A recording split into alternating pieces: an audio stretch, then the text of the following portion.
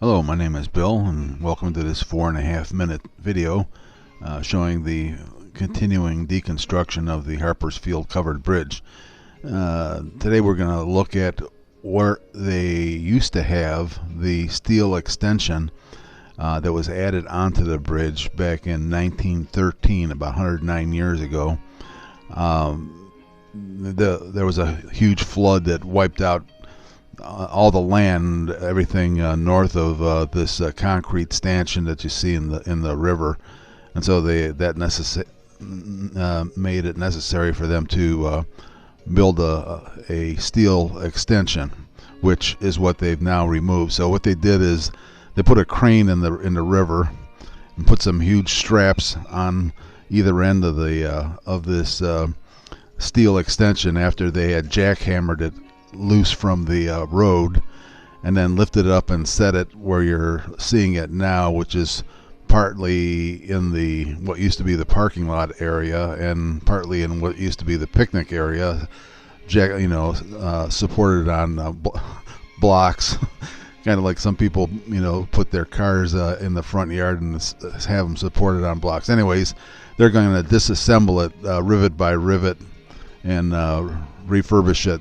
Now we're going to look at an area where they jackhammered the road off. I'm going to zoom in here to 2x, and you'll see where they actually cut through the road in order to get that steel section free. But you can even see some of the rebar sections in there.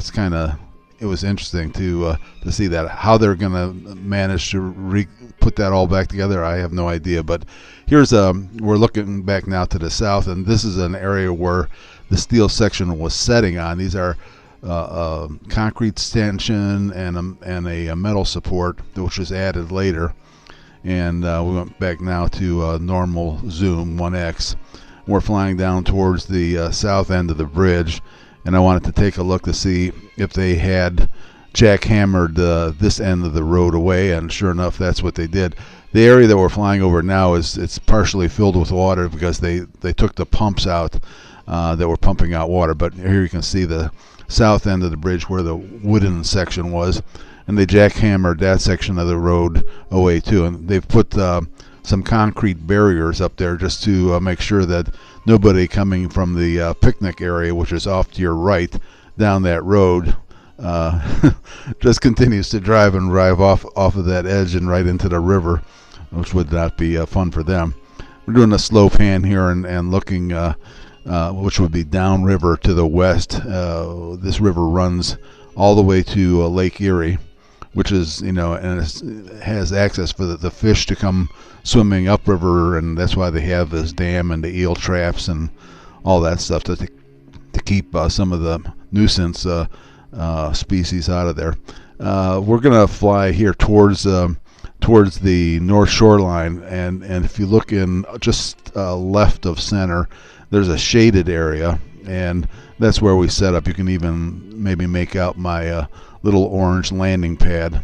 My Samsung Galaxy Note 9 has pretty bright screen, but not extremely bright, so a lot of times we have to look for a shaded area where we can see the screen without too much problem. Another quick look downstream. Usually it's really calm and peaceful. This was shot in the morning, and so it was fairly nice. Here's some dead trees, and then we're going to fly over. These were stacked up alongside the bridge, and they pulled them out and stuck them on the shoreline here. Driftwood, I guess you call it. And there I am standing in the back there. So the deconstruction goes on. I'm not sure what's going to be next, but we're going to follow along with it just to keep kind of the tabs on it. Thanks for stopping by and watching. I hope you enjoyed it. Leave a comment if you're so inclined, and come back again soon.